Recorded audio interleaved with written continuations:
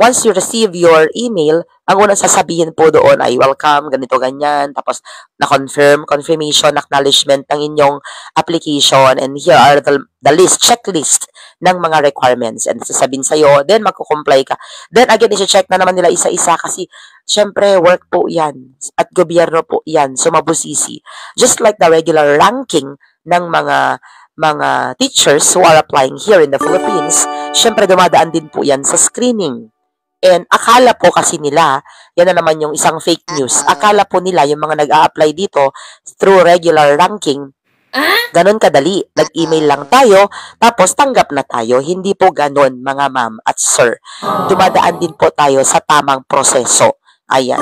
Tapos, yun, i-screen nila yung mga documents, then verify po nila, tapos i-require po nila kayo ng Certificate of Employment. Kasi, you have to show that you are really an OFW or a former OFW.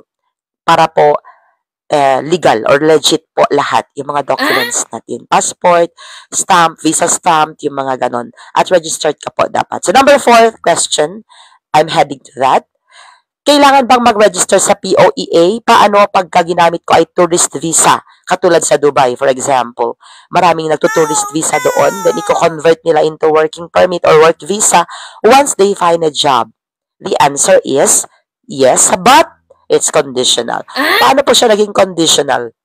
Kasi po kailangan working visa, work permit, at hindi lang po basta-basta ganon, kailangan naka-register ka po sa POEA.